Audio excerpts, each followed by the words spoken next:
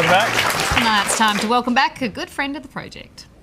It seems like alcohol-fuelled violence has dominated the news for weeks. I've been doing this job for 32 years, and this is arguably the worst I've ever seen. One bloke who is telling young men to lift their games, much tougher than you or I, is boxer Danny Green. Taking to Facebook and offering the New South Wales Premier Barry O'Farrell a free commercial he made back in 2012, Danny is telling it like it is. One punch can end his life and ruin yours. More than 90 Australians have died as a result of one-punch assaults since 2000. Most recently, the tragic death of Daniel Christie. So, what has driven this man of punches to put his might behind ridding our country of the coward punch? Please welcome to the project, Danny Green. Great to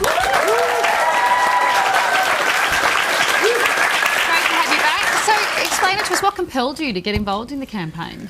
Well, it was a few years ago. I was in Perth and a young kid, or I think it was a young man, senselessly had his life taken from some coward who just thought it was the right thing to do and go out and attack this bloke for no reason at all. He was completely innocent. And I was just sickened and saddened by it. I thought, my goodness, you know, I had a young son of my own. I'm thinking, how would I react? I don't know how I would handle it. I just don't know how I would possibly deal with it or cope with it. This poor family. So I thought I'd try and make an ad and make a difference. So with Soul Films, with a guy called Marty Wilson, we made an ad and approached the government to try and give it to the government. And unfortunately, they didn't take it up at that stage. And so I've been trying to push it through the Australian Hotels Association and try and give it to the government. I've played for it myself, trying to make a difference. It doesn't make sense that they wouldn't take it. I mean, we've watched the ad; it's great. Other people have spoken out there. David Gallop, who's head of FFA, the A-League in Australia, soccer in this country, he released a statement today commending you on your campaign to galvanise public opinion against this antisocial behaviour. More and more people are backing this ad and what you're trying to say.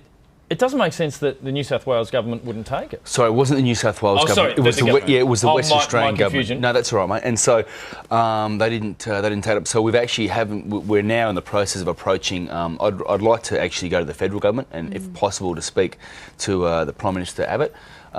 Yesterday, of all people, Ben Roberts-Smith rang me, the Victoria Cross recipient, whom I admire and respect pretty much more than anyone in the world, just about, apart from my family and my father and my friends.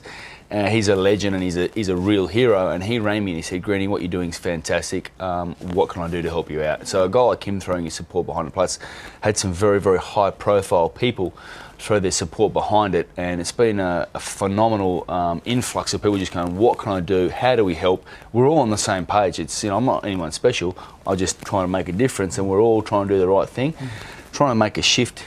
Make a shift in how people think, the young people especially.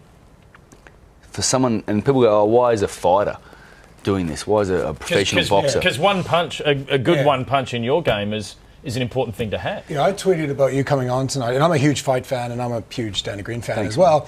But a lot of people got back to me and said, "Look, he makes a living out of punching people. Is he actually the right person to be fronting this?"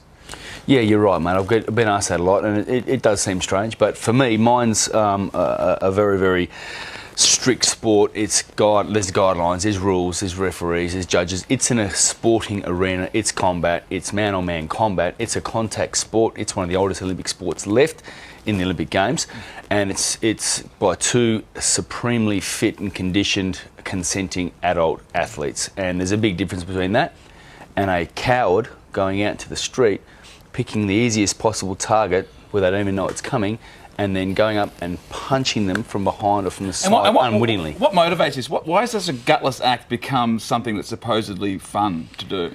I have no idea. It astounds me and it horrifies me, and I'm just trying to, and like we all just want to see a difference. I think the laws need to be changed. I mean, I was on radio this morning, and the lady said we can't talk about the case because it's in the courts now, so we couldn't talk about it. I kind of got angry. So why can't we talk about it? So a guy can go out there and he can kill someone. He can take this beautiful young kid's innocent life, take him away from his family. He misses out on everything the rest he's got to look forward to.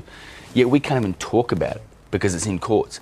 For one, I think the courts we need to change the rules. And if you go out and you crack someone and you kill them and they're innocent, they've done nothing, and it was just a cowardly act you need to pay for the rest of your life in jail, I feel. You've taken a life, you need to pay your own life. And I think, Danny, one of the smartest things you've done is reframing it to call it a coward punch, which is what it is, as opposed to a king hit.